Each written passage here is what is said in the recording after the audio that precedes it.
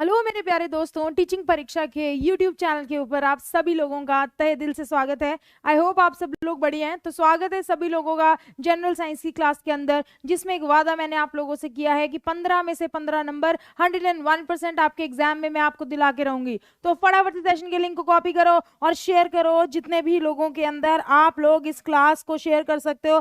एकदम धमाकेदार सेशन हम लोग ये लेने वाले हैं, ठीक है। बहुत ही इंपॉर्टेंट क्लास रहने वाली है, क्योंकि फिर से बहुत ही मस्त मस्त वाले इंपॉर्टेंट वाले प्रश्नों को हम लोग सॉल्व करेंगे। और सिर्फ प्रश्न सॉल्व करना ही प्रायोरिटी नहीं है यार, ठीक है।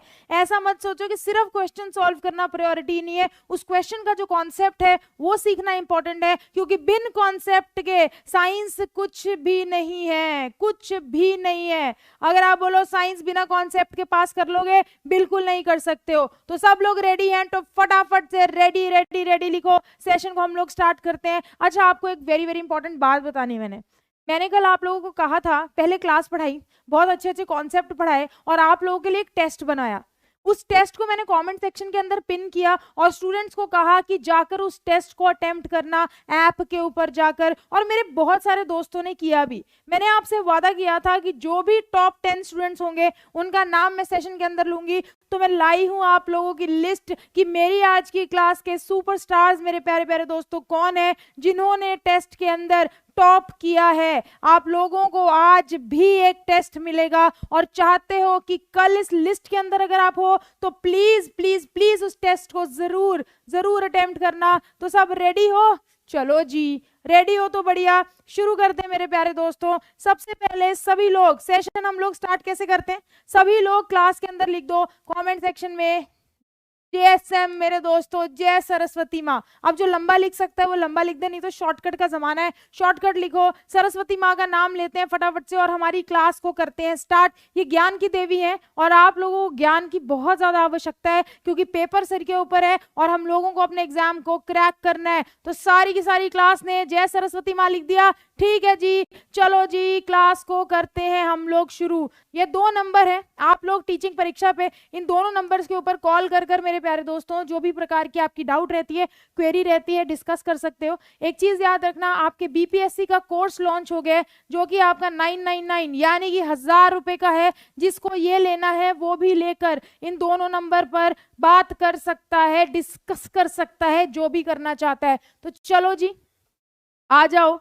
तो मेरे प्यारे प्यारे प्यारे दोस्तों, टीचिंग परीक्षा के टेस्ट से मैंने निकाले ये 10 नाम जिन्होंने टॉप किया है हमारे पिछले टेस्ट के अंदर। तो मैंने साइंस का टेस्ट आपको दिया था, ठीक है, साइंस का टेस्ट दोस्तों आप लोगों को दिया था। तो ये 10 स्टूडेंट्स हैं जिन्होंने टॉप किया है, ठीक है। फर्स्ट रैंक आपके शिवम पांडे का है। तो शिवम पांडे जी टेस्ट के अंदर 100% सारे के सारे क्वेश्चंस को राइट कर कर 100% मेरे दोस्तों सही जवाब देकर फर्स्ट पर है। मीनाक्षी की बात करूं तो पिछले टेस्ट में मीनाक्षी सेकंड स्कोर पे थी, प्रिंस चौबे थर्ड नंबर पे थे, ठीक है। तो आपके प्रिंस चौबे कौन से नंबर पे थे? तीसरे। बाकी सुनीता कुमारी, हेमा, ठीक है, जरा रीता यादव, अर्चना यादव और आपकी नेहा प्रवीण, मेरे प्यारे प्यारे दोस्तों ये आपके टॉप 10 स्टूडेंट्स हैं। आप लोग देख लो, इन्होंने टेस्ट में किया टॉप। आज भी आपके ऊपर सेशन के एंड होते ही आपको एक टेस्ट मिलेगा और जो स्टूडेंट्स टॉप 10 होंगे कल की क्लास ठीक 6 बजे उनका नाम भी इस प्रकार सुपरस्टार की लिस्ट में यूट्यूब के ऊपर लाइव लिया जाएगा। डन हो गई बात? शुरू करें? तो चलो मेरे प्यारे दोस्तों शुरू करते हैं हमारे पहले सवाल के साथ। फटाफट से बताएंगे इस क्वेश्चन का राइट आंसर क्या होगा। ध्यान से सेशन को देखना, ध्यान से सुनना, लास्ट तक जुड़ना, क्योंकि लास्ट के अंदर आप लोगों को टेस्ट देना है ऐप के ऊपर जाके लाइव। चलो फटाफट बताओ इस क्वेश्चन का राइट आंसर क्या होगा। हमने क्या किया, एक हल्दी का पेस्ट ले लिया दोस्तों, ठीक है। अब इस हल्दी के पेस्ट को हमने हाइड्रोक्लोरिक एसिड के अंदर डाला और सोडियम हाइड्रोक्साइड के अंदर डाला। तो मैंने क्या किया, 2 टेस्ट ट्यूब ले ली, एक के अंदर HCl ले लिया, एक के अंदर दोस्तों NaOH ले लिया, ठीक है, और इसके अंदर मैंने हल्दी के पेस्ट को डाल दिया। तो आप फटाफट से बताओ कि किस प्रकार के चेंजेस आप लोगों को देखने को मिलेंगे। एक टेबल मैंने आप लोगों को दिया था जब मैंने पहली क्लास आपको जनरल साइंस की ली थी, और फटाफट से मुझे पूरी की पूरी क्लास बताएगी इस क्वेश्चन का राइट आंसर क्या होगा। चलो शाबाश से बताओ जल्दी जल्दी, इस क्वेश्चन का राइट आंसर क्या लगता है भैया सबको? सब कह रहे हैं मैम बी होगा। हम 100% श्योर हैं, पक्की बात है बी। तो चलो मेरे प्यारे दोस्तों, इस क्वेश्चन का राइट आंसर बिल्कुल ठीक बी है। ध्यान में रखना, वेरी वेरी इंपॉर्टेंट। आपकी हल्दी येलो कलर की होती है, ठीक है, सबको पता है कि हल्दी पीले रंग की है। हल्दी को जब एसिड अम्ल के अंदर डाला जाता है तो इसके रंग में कोई भी परिवर्तन नहीं होता। येलो कलर की हल्दी येलो ही रहेगी जब आप अम्ल के अंदर उसको डालोगे। जैसे ही आप अपनी हल्दी को क्षार के अंदर डालते हो तो आपकी हल्दी लाल रंग में, रेड कलर के अंदर चेंज हो जाती है। ये याद में रखना, ये क्वेश्चन आप लोग देखोगे आपके पेपर के अंदर पूछा जाएगा। अच्छा, फिनोफ्थलीन, ठीक है, पहली क्लास में ना जब मैंने ये टेबल आपको प्रोवाइड किया था ना, ये वाला टेबल, ठीक है, आपको याद होगा, तो मैंने फिनोफ्थलीन का टेस्ट आपको याद करवाया था। क्या आप लोग मुझे बता सकते हो मेरे प्यारे दोस्तों, फिनोफ्थलीन किस प्रकार से चेंज दिखाता है? फिनोफ्थलीन किस प्रकार से चेंज दिखाता है? सपोज करो कि मैंने अम्ल के अंदर फिनोफ्थलीन को डाल दिया, ठीक है, और एक केस में मैंने क्षार के अंदर फिनोफ्थलीन को डाल दिया, तो मुझे जल्दी से आप लोगों को बताना पड़ेगा कि अम्ल के अंदर फिनोफ्थलीन कैसा रंग दिखाता है और क्षार के अंदर फिनोफ्थलीन कैसा रंग दिखाता है। पता है आप लोगों को? बताओ फटाफट, जल्दी जल्दी जल्दी। सेशन के लिंक को कॉपी करके शेयर भी करो, जितने लोगों के अंदर आप लोग शेयर कर सकते हो, और मुझे फटाफट से बताओ इस क्वेश्चन का राइट आंसर क्या होगा। अच्छा सुनो, मैं ये आपको बता देती हूँ दोस्तों, एक कोड याद करवाया था बीपी, जिसे कहते हैं ब्लेंडर प्राइड, ठीक है। आप ब्लड प्रेशर जो शरीफ है वो ब्लड प्रेशर से याद कर सकते हैं, बाकी ब्लेंडर प्राइड से भी याद कर सकते हैं। तो बीपी ब्लेंडर प्राइड, ठीक है, या ब्लड प्रेशर ऐसा कहता है कि जो फिनोफ्थलीन है ना, फिनोफ्थलीन वो क्षार के साथ दोस्तों आपका पिंक कलर देता है, ठीक है। तो एक क्षार के अंदर जब भी फिनोफ्थलीन को डाला जाता है तो पिंक कलर देता है और अम्ल के साथ कोई चेंज नहीं दिखाता। वेरी वेरी इंपॉर्टेंट, ये क्वेश्चन आप लोग 101% अपने पेपर के अंदर देखोगे। वादा कर देती हूं मैं आपसे कि ये क्वेश्चन आपका फिनोफ्थलीन वाला पूछा जाएगा। तो ये टेबल मैंने आप लोगों को प्रोवाइड किया है, ठीक है, फटाफट से स्क्रीनशॉट ले लो इस टेबल का, हिंदी इंग्लिश दोनों के अंदर है। और सभी से एक वादा है कि इस टेबल को मैं बार बार अलग अलग प्रकार के क्वेश्चन पूछकर आपको क्लास में याद भी करवाऊंगी। तो आज याद रखना, फटाफट से चैट के अंदर लिख दो कि मैम हमें पता है एसिड अम्ल के साथ हल्दी पीले रंग की ही रहती है और क्षार के साथ हल्दी लाल रंग की हो जाती है। वेरी वेरी इंपॉर्टेंट, ध्यान में रखना। डन हो गई? Okay report. चलो आगे बढ़ते हैं अगले क्वेश्चन की तरफ। महत्वपूर्ण, मैंने आप लोगों का पेपर देखा दोस्तों, और पेपर के अंदर आपके हार्मोन से रिलेटेड, ग्रंथियों से रिलेटेड क्वेश्चन पूछा गया था। तो क्वेश्चन में एग्जामिनर ने क्या कहा कि कोई ऐसा व्यक्ति है जिसको गोइटर नाम की बीमारी हो गई, तो आपको बताना है कि निम्नलिखित में से कौन सी ग्रंथि उसकी ठीक तरह से काम नहीं कर रही। तो कोई एक ग्रंथि है उसकी, वो ठीक तरह से काम नहीं कर रही है, जिसकी वजह से इस व्यक्ति को गोइटर नाम की बीमारी हो गई है। मुझे चैट के अंदर जल्दी जल्दी जल्दी बताएं इस क्वेश्चन का राइट आंसर क्या होगा। पूरी क्लास से राइट आंसर चाहिए, फटाफट से सेशन को लाइक ठोकते चलो, यूट्यूब चैनल को सब्सक्राइब करके बेल आइकन को प्रेस करो और सेशन को शेयर करो जितने लोगों में आप लोग शेयर कर सकते हो। तो सब बोल रहे हैं मैम थायराइड ग्लैंड उसका ढंग से काम नहीं कर रहा। शाबाश, very very important, very very important है दोस्तों। ये प्रश्न आपके पेपर के अंदर आते हैं, डबल स्टार भाई लोगों, मार्क कर लो थायराइड, ठीक है। गोइटर के अंदर बेसिकली देखो थायराइड ग्लैंड का है, ध्यान से सुनना, हमारे गले के अंदर ना थायराइड ग्रंथि होती है, ये थायरोक्सिन नाम के हार्मोन को छोड़ता है। ये थायरोक्सिन नाम का हार्मोन हमारी बॉडी की फंक्शनिंग में, मेंटेन करने में, बैलेंस बनाने में मदद करता है। अगर किसी व्यक्ति का ये थायराइड ग्लैंड जो गले में प्रेजेंट है अच्छे से थायरोक्सिन को रिलीज नहीं करता तो उसे गोइटर नाम की बीमारी हो जाती है। Very very important. दूसरी इंपॉर्टेंट बात, गोइटर नाम की बीमारी आपकी आयोडीन की कमी की वजह से होती है, ये पॉइंट भी ध्यान में रखना। Very very again important. अच्छा, आयरन की कमी की वजह से कौन सी बीमारी होती है, चैट के अंदर ये बता दो। चलो जी, आयरन की कमी की वजह से कौन सी बीमारी होती है, चैट के अंदर बताओ। फिर मैं आपको ये हार्मोन की लिस्ट सारी की सारी समझाती हूँ। और सभी से एक बात कह दूं, आप लोग नो डाउट बाद में सेशन देखते हो, है ना, मुझे पता चलता है, क्योंकि वीडियो के नीचे अच्छे अच्छे कमेंट्स करते हो, टेस्ट को भी जाके देते हो, लेकिन सबको लाइव भी आना है। बाद में सेशन देखते हो, बहुत बढ़िया बात है, जिनके पास टाइम नहीं रहता वो बाद में देखते हैं, बट कोशिश करो जितना हो सके लाइव आओ। उसका रीजन क्या है कि हम लोग इंटरैक्ट करते हैं। यहाँ पे मैं क्वेश्चन पूछते हो, आप लोग आंसर देते हो, मजा आता है। घर पे नहीं दे सकते हो, रिकॉर्डेड में नहीं दे सकते हो, ठीक है। आयरन, वेरी गुड, शाबाश, सारी क्लास में राइट आंसर दिया। आयरन की कमी की वजह से होने वाली बीमारी को अनीमिया कहते हैं, ये भी आपको ध्यान में रखना है, ये क्वेश्चन आपके पेपर में आ जाता है। तो चलो मेरे प्यारे दोस्तों, कुछ ग्रंथियों के बारे में और इनसे जो हार्मोन रिलीज होते हैं इनके बारे में देखते हैं। अगर मैं अग्नाशय की बात करूं तो अग्नाशय में से इंसुलिन नाम का हार्मोन रिलीज होता है, वेरी वेरी इंपॉर्टेंट। ये इंसुलिन का काम क्या होता है? रक्त की शुगर को कंट्रोल में रखना। हमारे ब्लड के अंदर शुगर होती है, ध्यान से सुनो, ठीक है। ये जो शुगर होती है ना, इंसुलिन जो है हमारी पैनक्रियास के माध्यम से रक्त में छोड़ा जाता है। ये इंसुलिन क्या करता है? हमारे रक्त की शुगर को एब्जॉर्ब करता है ना, अवशोषित करने का काम करता है। कुछ लोग ऐसे होते हैं जिनको डायबिटीज बीमारी होती है। आप कहते हो कि शुगर की बीमारी है, रिश्तेदारी में सुनी होगी, बहुत कॉमन है, बहुत सारे लोगों को होगी भी। तो जो शुगर की बीमारी होती है, डायबिटीज होती है, ये इसलिए होता है क्योंकि इन व्यक्तियों का पैनक्रियाज, अग्नाशय अच्छे से काम नहीं करता। अग्नाशय से इंसुलिन रिलीज नहीं हो रहा है और इंसुलिन रक्त की शुगर को अवशोषित नहीं कर रहा। और आप लोगों को एक बात बताऊं दोस्तों, ये जो डायबिटीज बीमारी है ना, इसको स्लो पॉइजन कहा जाता है, ठीक है।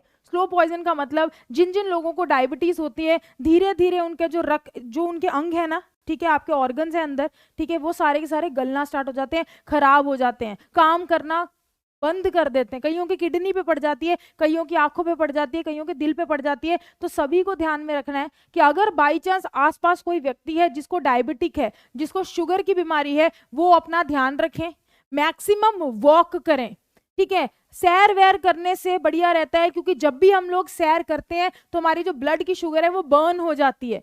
तो सैर करनी इंपॉर्टेंट है, वर्कआउट करना इंपॉर्टेंट है, योगा करना इंपॉर्टेंट है, और बाहर से मीठा नहीं खाना, क्योंकि अंदर उस मीठे को काटने के लिए आपके पास वो चीज नहीं है, इंसुलिन नहीं है। तो डॉक्टर बाहर से भी इंसुलिन को इंजेक्ट करने को कहते हैं, याद रखना। देखो, इसके बारे में मैंने डीप में इसलिए बताया क्योंकि बहुत सारे लोगों को रहती है ये प्रॉब्लम, ठीक है। तो हेल्थ का भी ध्यान रखना है पढ़ने के साथ साथ। चलो जी, एड्रिनल ग्रंथि के बारे में बात करूंगी दोस्तों। तो एड्रिलिन नाम के हार्मोन को ये रिलीज करती है जब भी हमें गुस्सा आता है, हमें स्ट्रेस होती है, हमें डिप्रेशन होती है, तो ये हार्मोन जो है ये मदद करते हैं हमें कंट्रोल करने के अंदर। मान लो मुझे आप पे गुस्सा आ गया कि यार आप लोग लाइव नहीं आते हो, मैं इतनी कोशिश करती हूँ, गला फाड़ती हूँ, रात रात को जाके आपके लिए पीपीटी सेशन बनाती हूँ, फिर भी आप लाइव नहीं आते। तो जब भी मुझे ये गुस्सा आएगा आप लोगों के ऊपर, यार आप लोग तो इतने प्यारे हो, मैं गुस्सा नहीं करूंगी, ऐसे ही बोल रहा हूं एग्जाम्पल, जब भी मुझे गुस्सा आएगा आप पे, तो मेरे एड्रिनल में से एड्रिनलिन नाम का हार्मोन रिलीज होगा जो मेरे गुस्से को कंट्रोल करने की कोशिश करेगा। चलो आगे बढ़ते हैं, वेरी वेरी इंपॉर्टेंट चार्ट है भैया, इससे बहुत सारे क्वेश्चन पेपर में बनेंगे, अभी बता रही हूं, तो ध्यान से फोकस मेरी तरफ रखो। पीयूष ग्रंथि, प्यूटिटरी ग्लैंड मेरे दोस्तों हमारे ब्रेन के अंदर लोकेटेड है, ठीक है। ये जो है इसका काम क्या है? ऑर्डर देना। जैसे मेरे घर में मेरी मम्मी है, बहुत ऑर्डर देती है, पापा को ऑर्डर दिया, मुझे ऑर्डर दिया, मेरे भाई को ऑर्डर दिया, तो उनका काम सिर्फ ऑर्डर देना है। तो वो क्या हुई? हमारे घर की पीयूष ग्रंथि, जिन्होंने ऑर्डर दे दिया कि बाकी लोग ढंग से अपना काम करो। तो यहाँ पर भी ऐसे होगा, पीयूष ग्रंथि, पिट्यूटरी ग्लैंड ऑर्डर देती है कि भैया आ गया है सही समय, हार्मोन्स को रिलीज करा जाए। ये बोलती है टेस्टिस को, वृषण को, छोड़ो अपना हार्मोन टेस्टिस्टेरोन, ध्यान में रखना। ये ओवरीज को बोलती है छोड़ो अपना हार्मोन एजोस्ट्रोन या फिर प्रोजेस्टेरोन।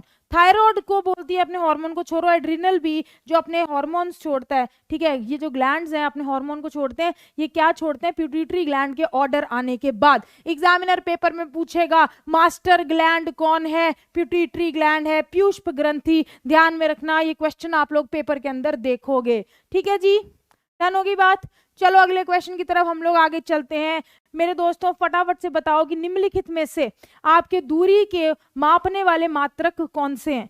हमारी दूरी को मापने वाले मात्रक निम्नलिखित में से कौन से होंगे? ये आप लोगों को फटाफट से बताना है। सेशन के लिंक को कॉपी करके शेयर करो और धड़ाधड़ लाइव आओ। ठीक है, चलो फटाफट से जल्दी से बताएं इस क्वेश्चन का राइट आंसर क्या होगा। और कुछ भी अगर नया क्लास के अंदर सीखते हो ना, तो आपको एक कर्तव्य बनता है कि चैट विंडो के अंदर वो खुद से लिखो, ताकि सेशन के अंदर ही चीजें याद भी करो, ठीक है। तो सेशन के अंदर लिख लिख कर याद करना है। और फटाफट से जिन्होंने अब तक सेशन को लाइक नहीं ठोका, ठोको भाई, लाइक ठोको। इस क्वेश्चन का जो राइट आंसर है, ठीक है मेरे प्यारे दोस्तों, इस क्वेश्चन का राइट आंसर आपका ऑप्शन नंबर 2 है। हम सब लोग जानते हैं कि जो मीटर है ये आपके दूरी का, डिस्टेंस का मापने का एक यूनिट है। कौन सा? मीटर। मैं लाइट ईयर की बात करूं, प्रकाश वर्ष, ये प्रकाश वर्ष भी दूरी को ही मापने वाला यूनिट है। प्रकाश वर्ष आपका क्या होता है कि आपकी प्रकाश, लाइट ने निर्वात के अंदर एक साल में कितनी दूरी तय की, उसको प्रकाश वर्ष कहा जाता है। समझ गए? तो प्रकाश निर्वात के अंदर एक साल के अंदर कितनी दूरी को तय कर जाता है उसे प्रकाश वर्ष लाइट ईयर कहा जाता है। तो ये भी एक प्रकार के दूरी को मापने के मात्रक है, याद रखना। और क्यूबिट शायद आप लोगों को नहीं पता होगा ये क्या होता है, ठीक है।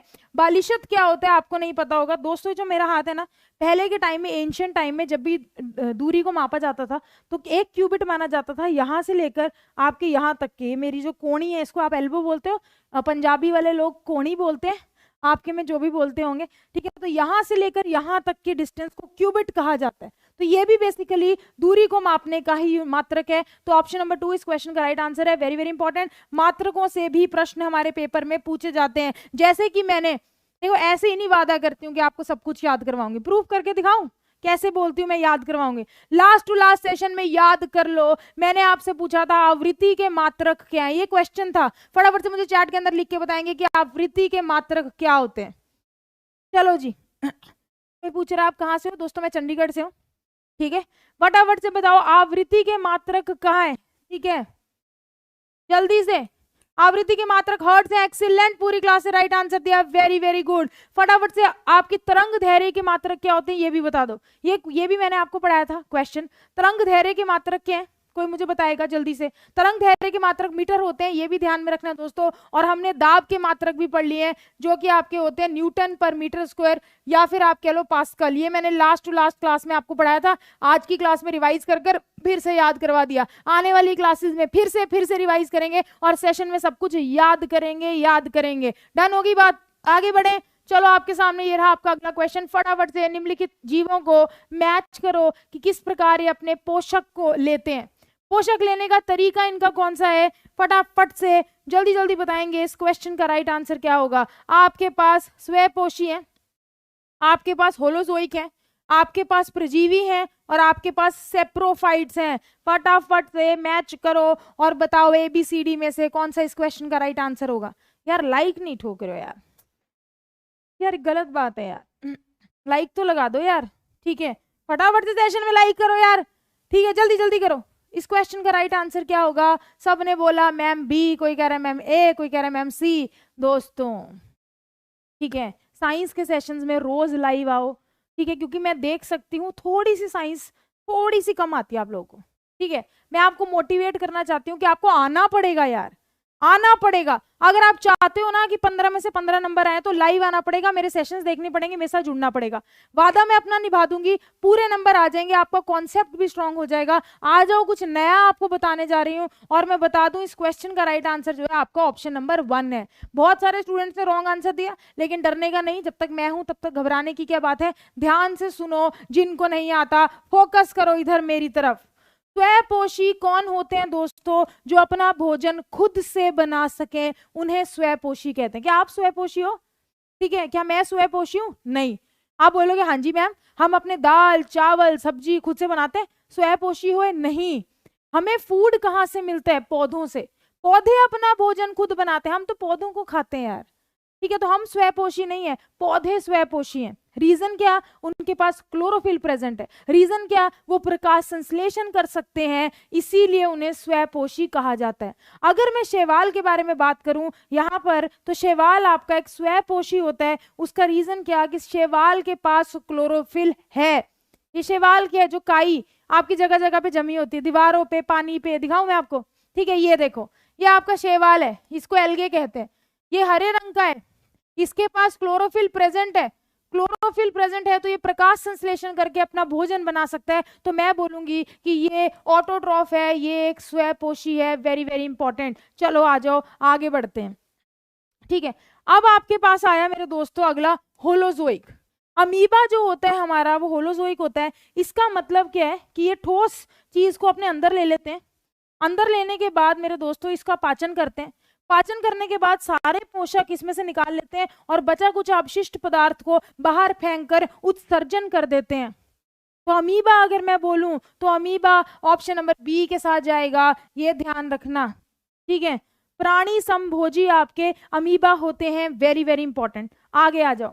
कोई मुझसे पूछे पैरासाइट क्या है? पैरासाइट आपके प्रजीवी है और वो है कस्क्यूटा। जैसे कि हम लोग भी पैरासाइट है, पता है। अगर मैं अपने आप को बोलूं ना तो मैं पैरासाइट हूं, ठीक है, ठीक है, मैं पैरासाइट थी, आप भी पैरासाइट हो गए एक ना एक टाइम पे।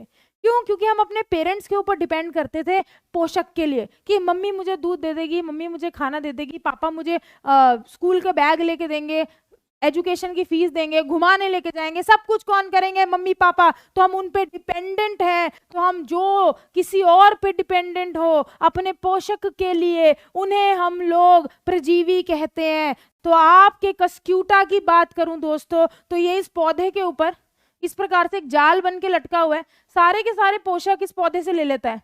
कहता है मैं तो खाना वाना नहीं बनाऊंगा, मेरे को तो चाहिए जिंदगी में रिलैक्स, मैं इस पौधे से सारे पोषक ले लूंगा। तो इसको हम लोग कहते हैं एक प्रकार का परजीवी, पैरासाइट। ध्यान में रखना पैरासाइट क्या होते हैं।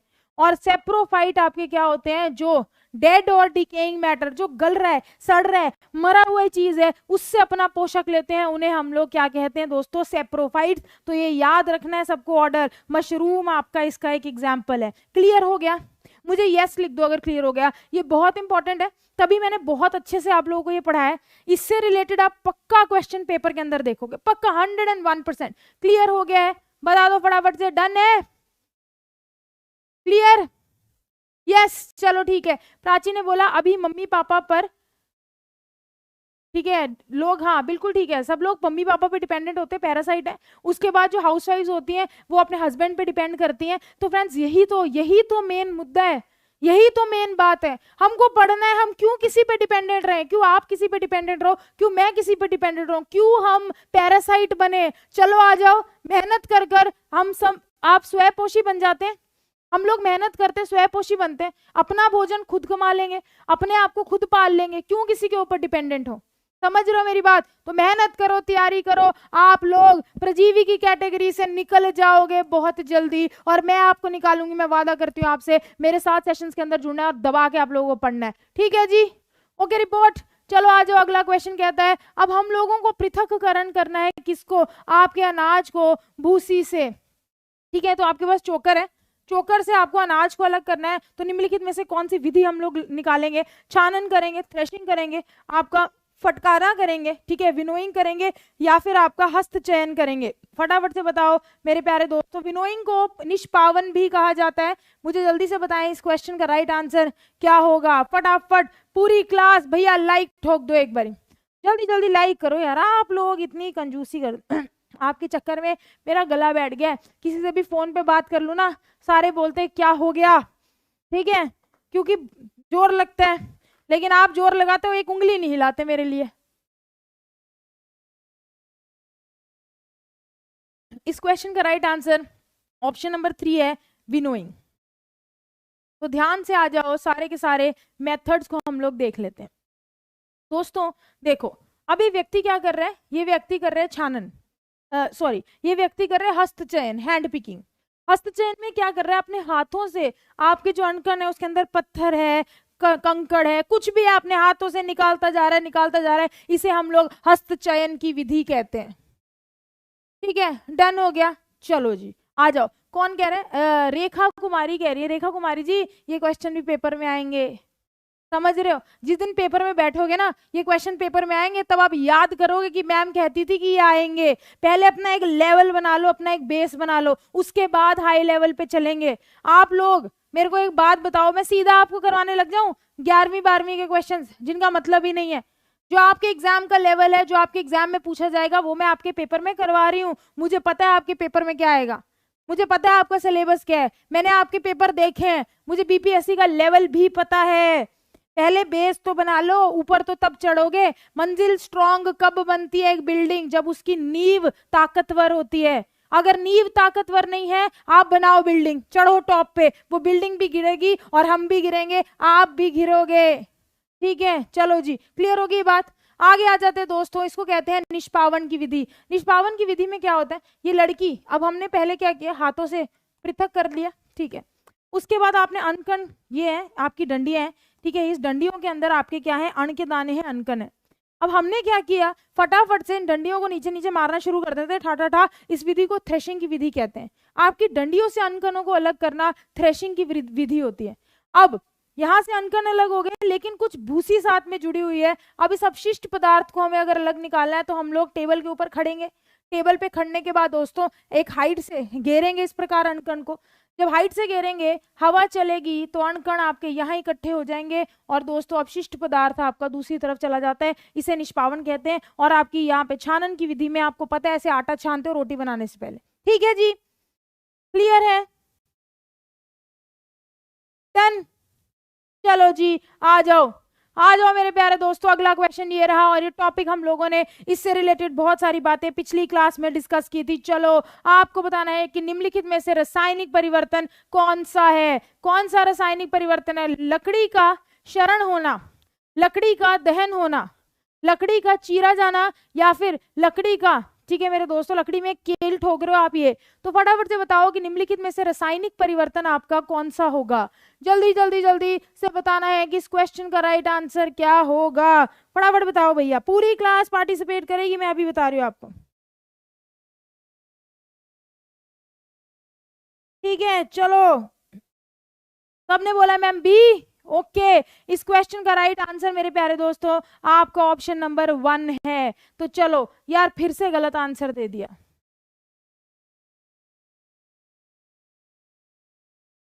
क्या बोलूं मैं आपको। ठीक है, फिर आप कहते हो कि मैम हाई लेवल। मैंने मेरे प्यारे दोस्तों आप लोगों को लास्ट टू लास्ट क्लास में भौतिक और रासायनिक परिवर्तन समझाया, उसके क्वेश्चन करवाए। कल की क्लास में भी भौतिक रासायनिक परिवर्तन के प्रश्न कराए। आज की क्लास में भी मैं लेके आई हूँ अलग प्रकार का क्वेश्चन, लेकिन टॉपिक सेम, ताकि ये टॉपिक आपके हाथों से, आंखों से, हर जगह से निकल जाए, कि आपको ये फोकस में अच्छे से याद हो जाए। तो ध्यान से सुनो, फिर से गलती कर दी यार, आ जाओ फिर से देखो। दोस्तों जब भी भौतिक और रासायनिक परिवर्तन को निकालना है तो हमें अपने दिल से 2 सवाल पूछने हैं। पहला सवाल मैंने अपने दिल से पूछा कि यार कुछ नया बना, दिल ने बोला यस कुछ नया बना, तो ये एक रासायनिक परिवर्तन है जिसमें कुछ नया बनता है। फिर मैंने अगला सवाल पूछा कि क्या मैं वापस पुरानी स्थिति के ऊपर आ सकती हूँ, ठीक है, परिवर्तनीय है क्या ये।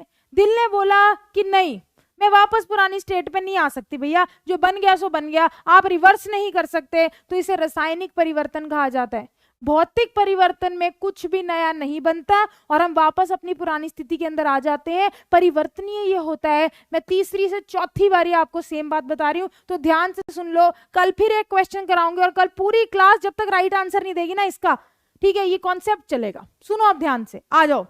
सबसे पहला क्या हुआ, लकड़ी का गलना। ठीक है, आपकी जो लकड़ी है ना, ये अब ये लकड़ी आपकी गल रही है मेरे दोस्तों। अब अगर ये लकड़ी गल रही है, कुछ नया बनेगा, बिल्कुल नया बनेगा, यस। क्या आप वापस गली हुई लकड़ी से पुरानी अपनी ठीक ठाक लकड़ी बना लोगे? मेरे को तो नहीं लगता। मेरी मान लो ये लकड़ी गल गई इस टेबल की, क्या ये वापस से सही हो जाएगी? नहीं हो सकती। तो एक रासायनिक परिवर्तन है, ध्यान में रखना। ठीक है, आ जाओ अगला क्वेश्चन। अगला पार्ट एग्जामिनर ने आपको क्या कहा था, बर्निंग ऑफ वुड, लकड़ी का जल जाना। अब मैंने क्या किया, इस लकड़ी को जला डाला। जब जलाया तो जली हुई लकड़ी बनी या मेरी राख बन गई, कुछ नया बना, यस, नई चीज बन गई।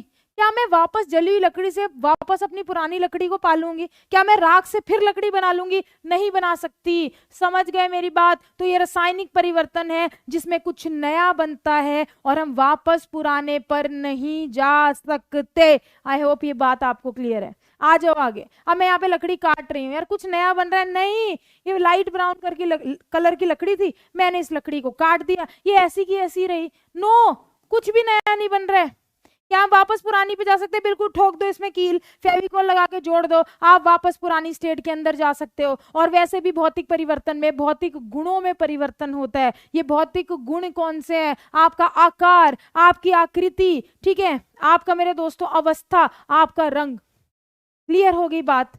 धन्यवाद। तो ये एक भौतिक परिवर्तन था। और कील में ईंट, इसको ठोकना, ठा ठा ठा, ये भी एक प्रकार का भौतिक परिवर्तन है। आई होप ये बात सभी लोग समझ गए। तो चलो आगे बढ़ते हैं अगले प्रश्न की तरफ। और यहाँ आपको एक बढ़िया सा नया कंसेप्ट मुझे सिखाना है। चलो जी, अब आपको बताना है कि निम्नलिखित में से पीरियोडिक और सर्कुलर मोशन, निम्नलिखित में से कौन सा एक वृत्तीय और आपका आवर्त गति है?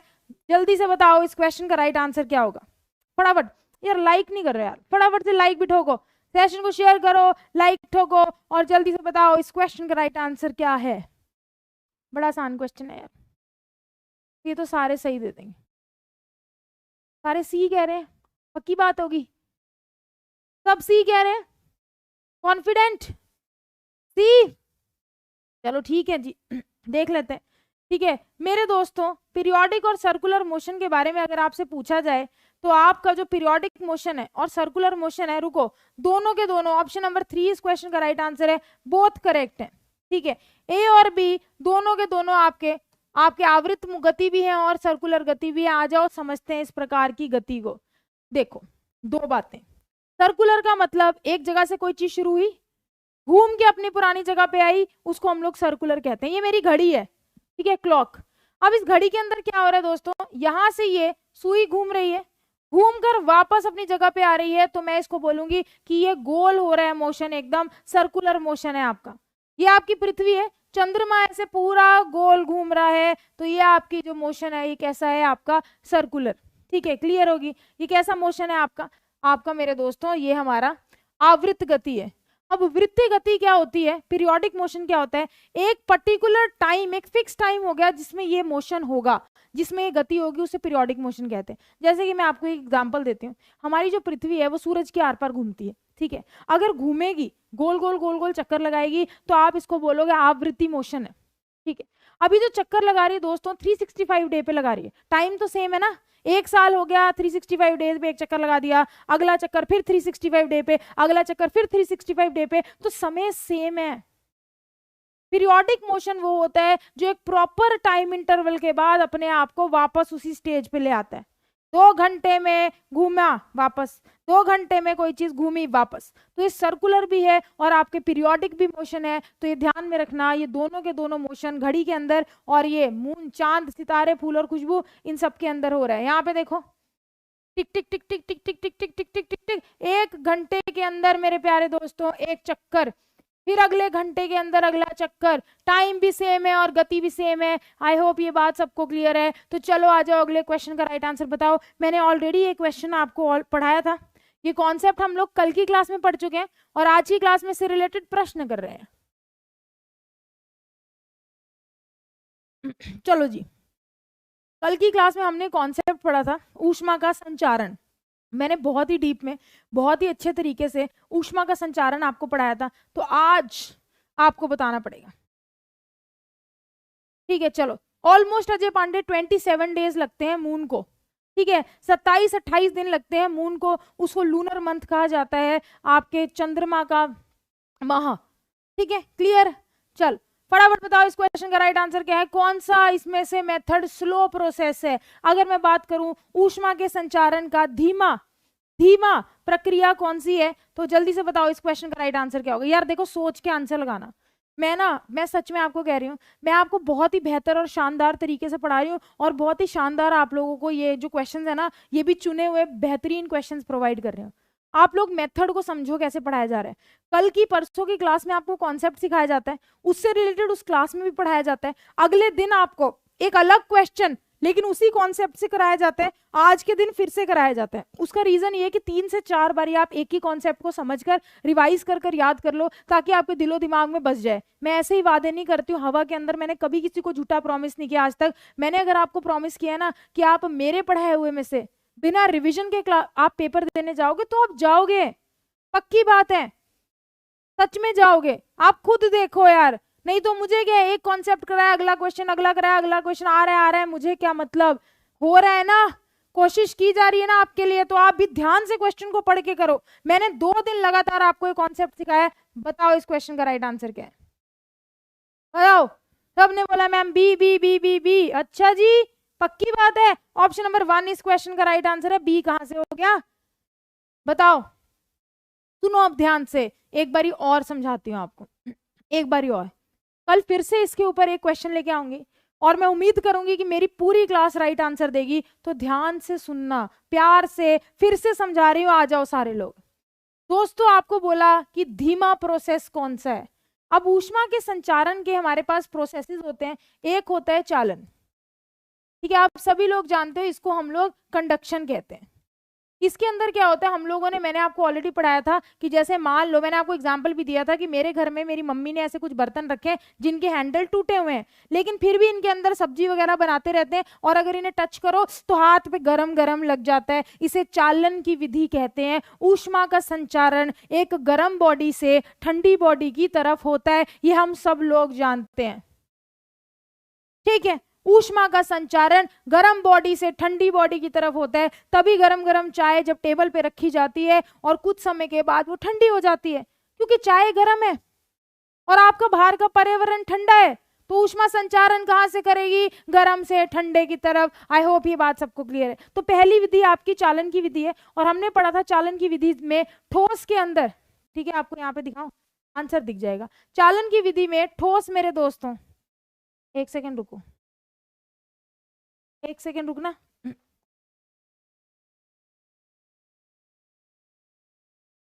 ठीक है, आ जाओ।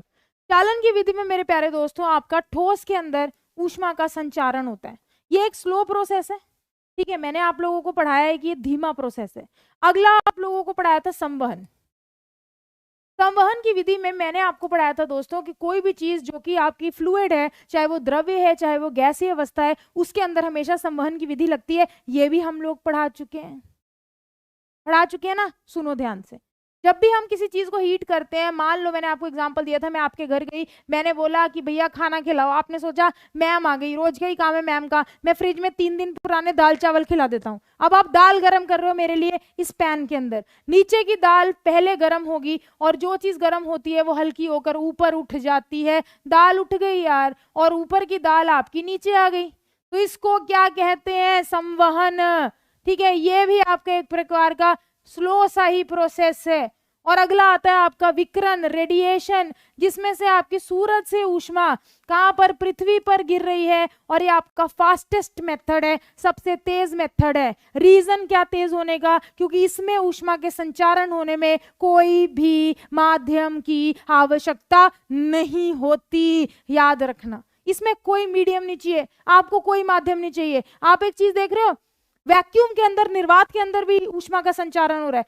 सूरज से किरणें पृथ्वी तक आ रही हैं, इधर वैक्यूम है, निर्वात है, और निर्वात में भी संचारण हो रहा है, तो इसको हम लोग विकिरण कहेंगे। और विकिरण की विधि सबसे ज्यादा तेज, फास्टेस्ट विधि है ऊष्मा के संचारण की। मैं ऑलरेडी पढ़ा चुकी हूँ, आज मैं तीसरी बारी सेम कॉन्सेप्ट करा रही हूँ आप लोगों को, और कल फिर एक क्वेश्चन इससे करेंगे, और अगर गलत हो गया ना फिर आप देखना।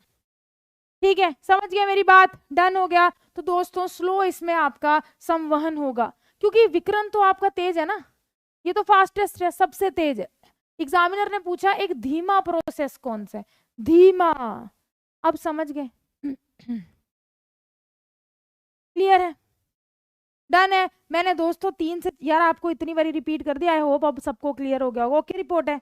कोई करता है इतनी बारी रिपीट? यार सब सोचते हैं चलो आगे यार, आ रहा है नहीं आ रहा नहीं आ रहा है। अब मैं फिर से दोस्तों 3 दिन हो गए कॉन्सेप्ट को सीखते हुए, आपको मैंने क्वेश्चंस करा दिए, कल फिर से एक क्वेश्चन करवाऊंगी। ठीक है, जब तक आप सही आंसर नहीं लगाओगे ना, इससे क्वेश्चन होता रहेगा, रोज होगा, एक एक एक एक एक क्वेश्चन, ताकि आपको पक्का हो जाए और आप पेपर में गलती ना करो और क्लास में ही सब कुछ याद भी करो। चलो आ जाओ, इस क्वेश्चन का राइट आंसर बता दो फटाफट से। निम्नलिखित में से अगर मैं रेडिएशन मेथड की बात करूं, ठीक है, आपकी मेरे दोस्तों विकिरण की विधि की बात करूं, तो आपको बताना है कि निम्नलिखित में से किसके अंदर विकिरण की विधि हमारी लग रही है। बताओ फटाफट से, इस क्वेश्चन का राइट आंसर क्या होगा?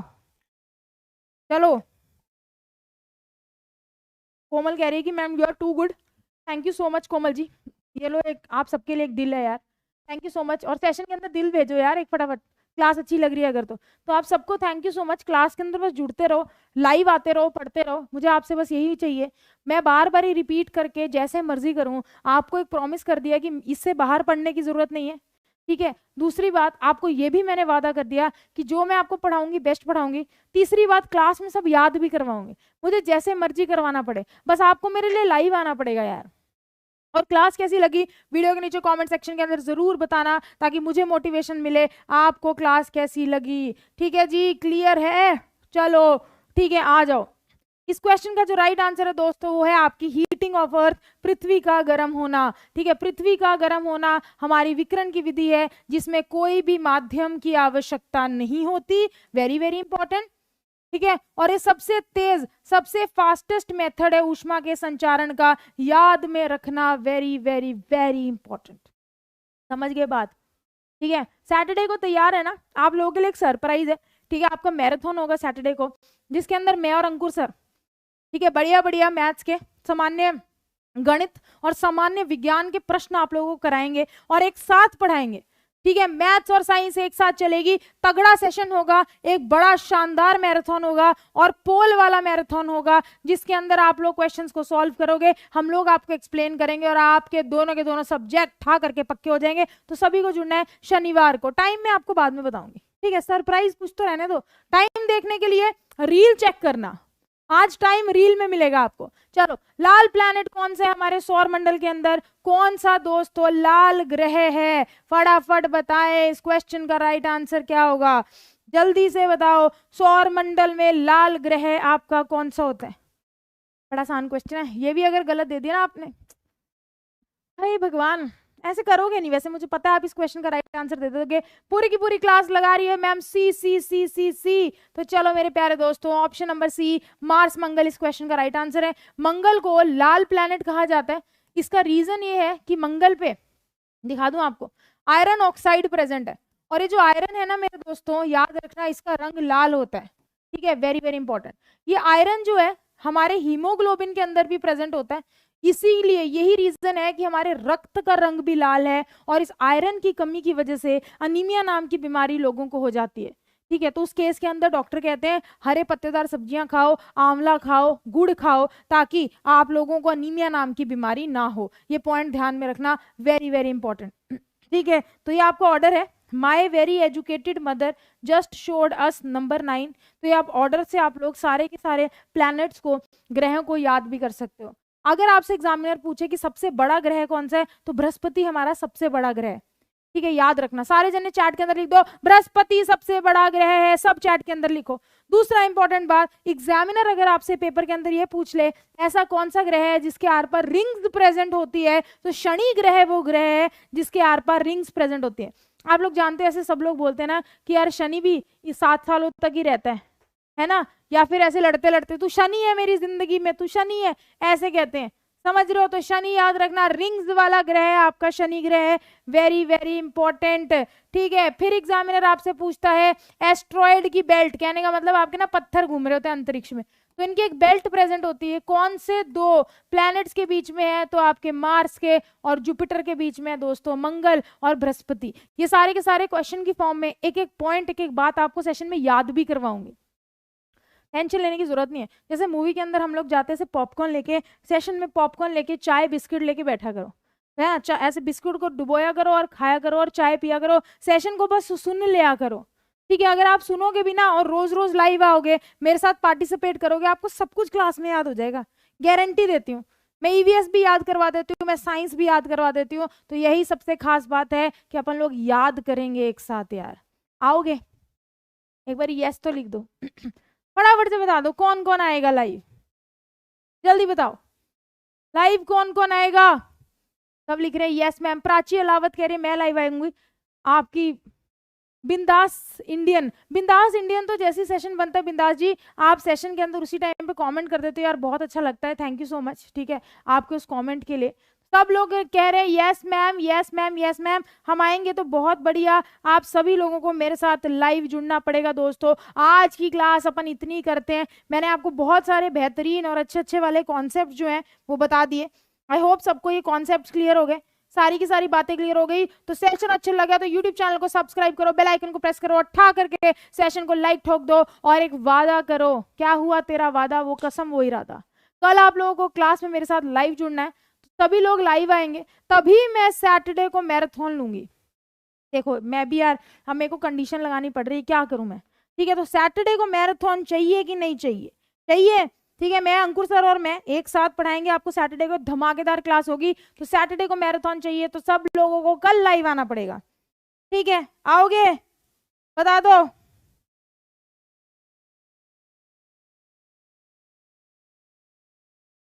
ठीक है, तो चलो मेरे प्यारे दोस्तों, आप लोगों का टेस्ट जो है वो आप लोगों को लाइव हो जाएगा थोड़ी देर के अंदर। तो ठीक 7 बजे आप लोगों का टेस्ट मैं लाइव करवा दूंगी, आपके कमेंट सेक्शन के अंदर पिन कर दूंगी टेस्ट का लिंक, तो उसको दबाकर आपको क्लास में लाइव जुड़ना है। So bye, take care, thank you so much, thanks for watching. Class अच्छी लगी तो प्लीज वीडियो के नीचे कॉमेंट सेक्शन के अंदर जरूर लिखेगा, और आज अपना टेस्ट जाके दो फटाफट से, ताकि कल जो भी टॉप 10 स्टूडेंट्स होंगे उनका नाम मैं फिर से लूंगी, ये मेरे प्यारे प्यारे स्टूडेंट पहले 10 नंबर के ऊपर आए हैं। डन होगी बात, ठीक है। Bye bye, take care, thank you so much, thanks for watching. मिलते हैं मेरे प्यारे दोस्तों नेक्स्ट क्लास के अंदर। ठीक है, बाय बाय।